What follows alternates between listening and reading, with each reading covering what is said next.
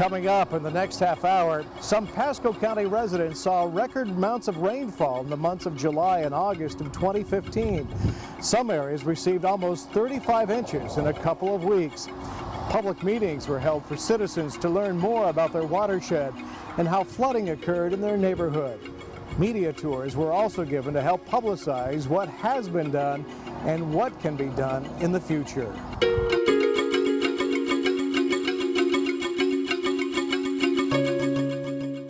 I'm Doug Tobit, Public Information Officer with Pasco County Government, your host for this edition of Pasco 360, Pasco County Government's official television news magazine. This is a special edition of Pasco 360. We'll take a look at the July-August 2015 flood event and what exactly happened. A local state of emergency was declared on July 31st that was retroactive to July 16th, 2015. Pumping and flood control measures were implemented, evacuations were ordered, transportation assistance was provided, and sheltering began on July 26th and continued for more than a month. A governor's executive order was issued on August 6th, which signified the severity of this severe weather flooding event. Many members of the community's Emergency Operations Center team took responsibility for supporting the households, businesses, and roads which were adversely impacted. Public Works crews focused on maintaining safe roadways by clearing drainage obstructions and setting up barricades, and responded to erosion-related infrastructure damage until floodwaters receded. Public Works crews monitored water levels at multiple gauges along the Anclote River and operated local floodgates within the Rocky Sink and Duck Slough systems to increase the flow of water to the Gulf. They maintained pumps at 23 temporary locations and 4 permanent sites, and established 6 sandbag locations that provided thousands of citizens with sandbags and sand to protect their private property. And Pasco County set up a website dedicated to just the flooding event.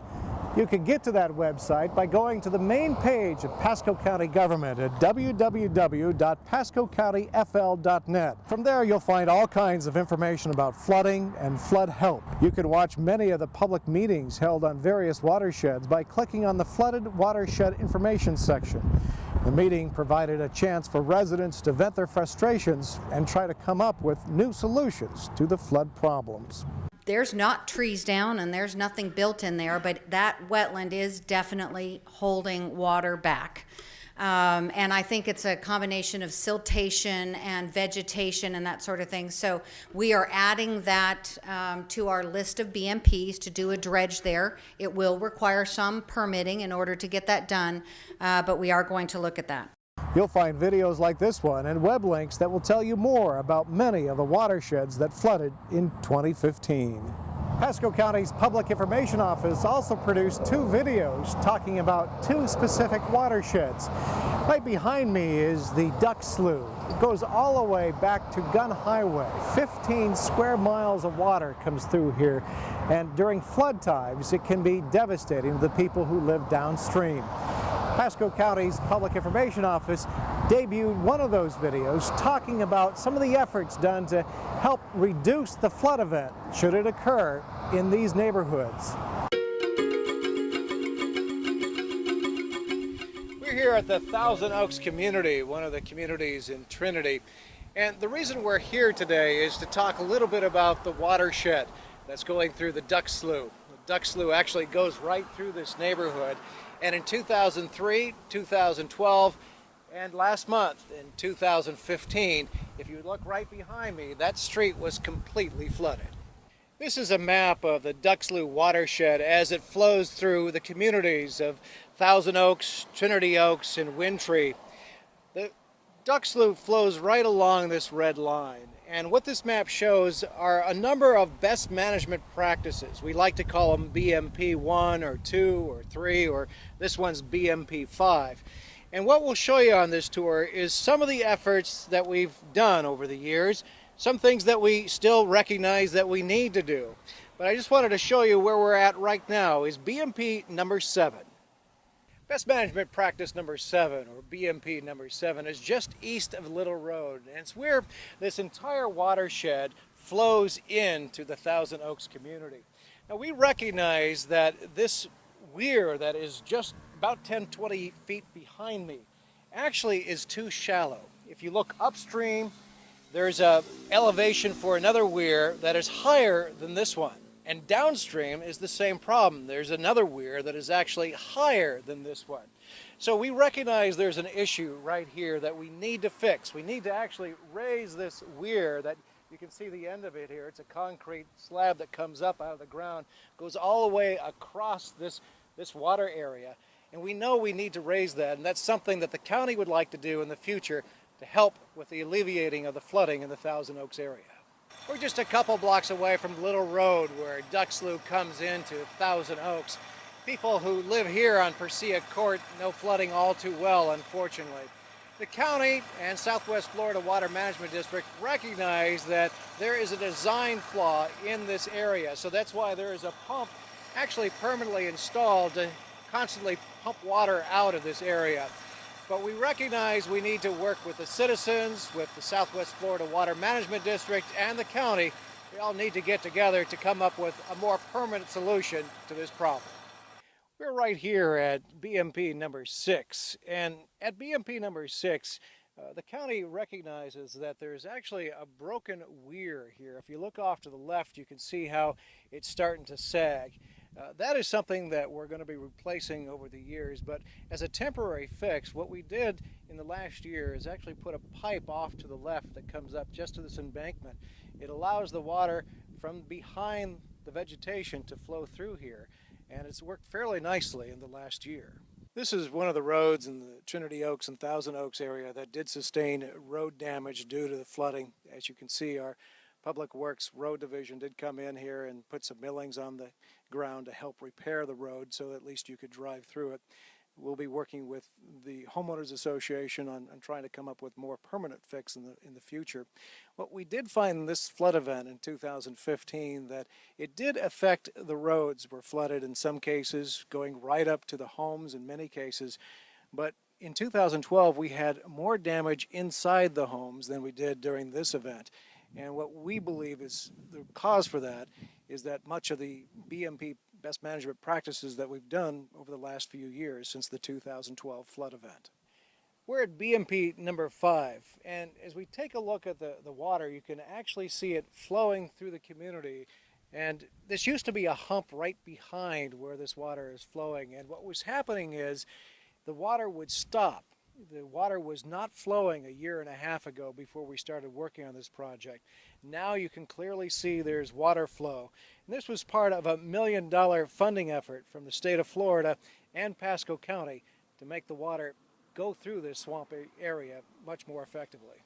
What the contractor was able to do is remove some of the high ground that had built up over a period of time, really stopping the water flow. And right now, as you can see, there's a nice flow to the water going through the Trinity Oaks neighborhood. Clearing of the vegetation was also done in Stroud Court. This is right behind Stroud Court.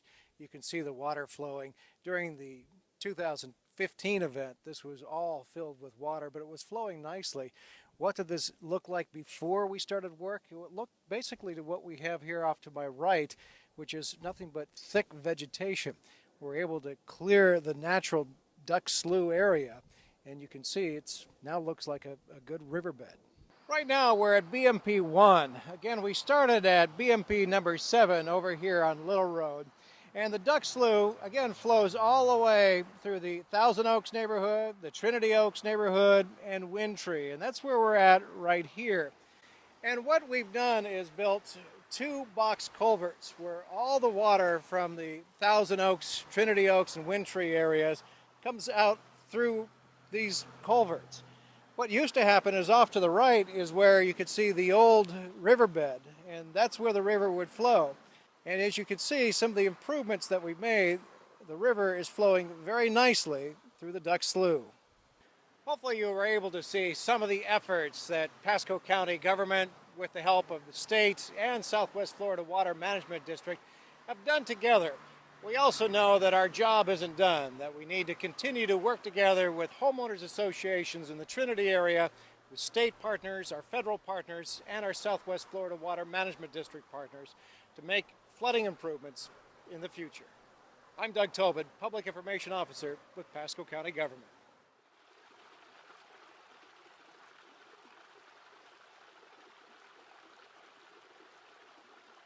Another area that was adversely affected by the floods in July and August of 2015 was the Bear Creek-Pithlachascotee River watershed. This is the area of Bass Lake, Yellow Lake, Scout Lake, and many of those areas did experience severe flooding during this 2015 event.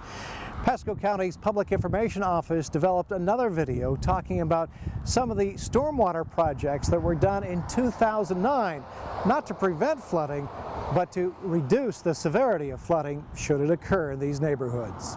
Let's take a look. I'm Doug Tobin, Public Information Officer with Pasco County Government. And this tour is going to show you the Cody River watershed area that includes the neighborhoods of Crane's Roost and Bass Lake. Areas that were really hit hard during our flooding, our July-August flooding event. Right behind me is Scout Lake. It's just one of several lakes that make up the Bass Lake watershed area. And many of the people who live on this lake were flooded. What Public Works is trying to do in this neighborhood is clear out some of the marshland to the west of Scout Lake. We're trying to lower that marsh so that when it gets low enough, we can release the board that's stopping the water from flowing into Scout Lake. Naturally, the water wants to flow this way, and what we would like to do is get the water to flow out of Scout Lake, lowering the entire Bass Lake area. And the way Pasco County Public Works is lowering that marshland is they set up a pipe system. About a mile of pipe is going from the marsh to these retention ponds. We're here at Ridge Road. As you can see, this is the widening of the Ridge Road project east of Little Road. When we started work on this project, underneath this bridge, we actually cleared out the sediment that was collected. We had kind of raised an artificial berm, if you will, that raised the Bass Lake elevation by 1 to 2 feet. Normally, what you would see in Bass Lake is the water flow going from this area underneath the road to the Rocky Sink area. But right now, during this flood event, Rocky Sink sinkhole is not accepting new water. So what we did in 2007 was built a gate structure so that when Rocky Sink is completely full, as it is right now, we can still slowly move water out of the Bass Lake watershed area.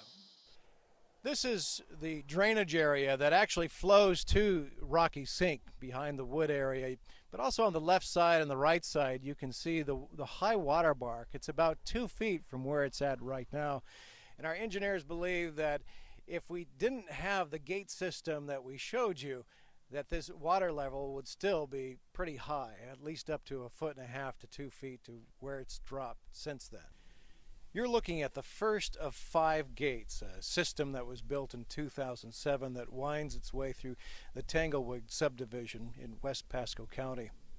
This actually is a system that is put in place to help alleviate some of the flooding that occurs in Bass Lake.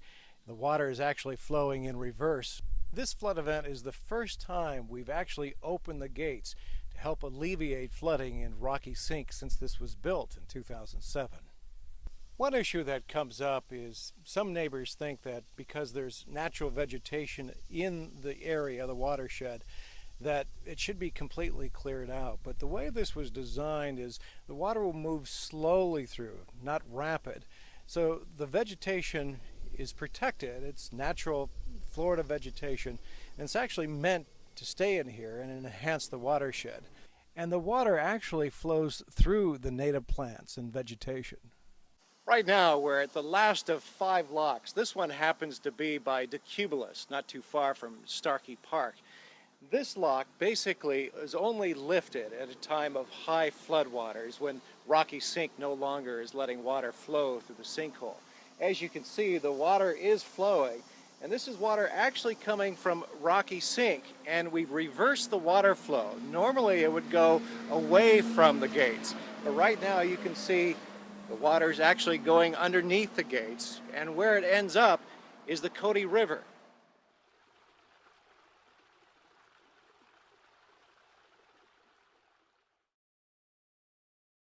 You can watch these videos by going to PascoCountyFL.net. Look for the special spotlight section called Pasco Flood Info in the bottom right-hand corner of the website. The Public Information Office was busy notifying both the public and the press about the floods that occurred in July and August of 2015. In fact, 13 PIOs from around the Tampa Bay area, from as far south as Miami and all the way north up to Tallahassee, converged on Pasco County to help get the message out to the public. In all, 49 press releases were published, 52 media alerts were sent out to the press, and 10 press conferences were held.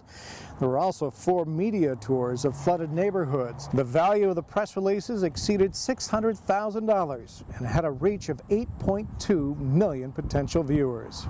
And remember, a disaster can happen anytime, so be prepared. I'm Doug Tobin, Public Information Officer with Pasco County Government. And thanks for watching this edition of Pasco 360.